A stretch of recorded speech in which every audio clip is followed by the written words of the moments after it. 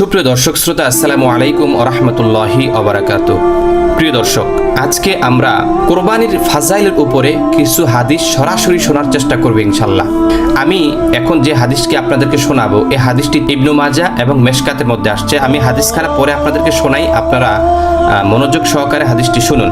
এই হাদিসটি মূলত হযরত যায়েদ ইবনে আরকাম রাদিয়াল্লাহু তাআলা আনহু বর্ণনা করেছেন। তিনি বলেন যে ক্বালা আসহাবু রাসূলিল্লাহি সাল্লাল্লাহু আলাইহি ওয়াসাল্লাম, রাসূল আকরাম সাল্লাল্লাহু আলাইহি সাল্লামের সাহাবীরা বললেন যে ইয়া রাসূলুল্লাহ, মা হাযিহিল আদাহি, কুরবানি কি?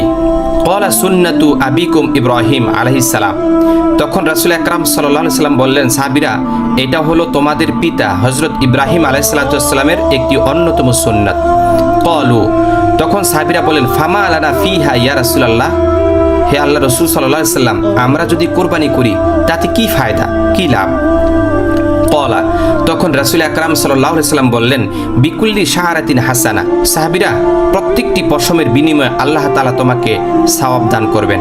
ক্বালু ফাসসুফি ইয়া রাসূলুল্লাহ সাল্লাল্লাহু আলাইহি সাল্লাম, সাহাবীরা বলেন, ইয়া রাসূলুল্লাহ, যদি কেউ ভেড়া অথবা দুম্বা কুরবানি দেয় তাহলে কি একই হুকুম, একই রকমের সওয়াব পাওয়া যাবে?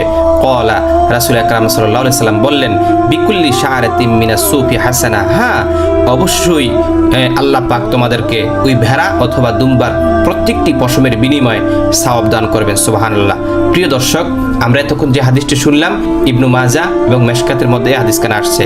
সুপ্রিয় দর্শক শ্রোতা, এখন আমরা আরেকটি হাদিস শুনবো, আর এই হাদিসটি তিরমিজি, ইবনু মাজাহ এবং মেশকাতের মধ্যে আসছে।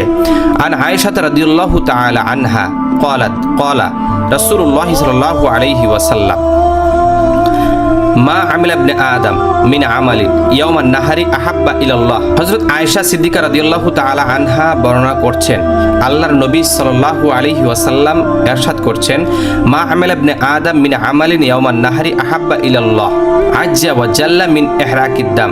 অর্থাৎ ঈদের দিন, কোরবানির দিন কোরবানি করা ছাড়া বনি আদমের কোনো আমল আল্লাহর নিকট অধিক প্রিয় নয়। ওয়া আন্নাহু লা ইয়াতি ইয়াউমাল কিয়ামাহ, আর কিয়ামতের দিন আমরা যে পশুকে কোরবানি করব সেই পশুটি সাক্ষী দেওয়ার জন্য উঠে যাবে।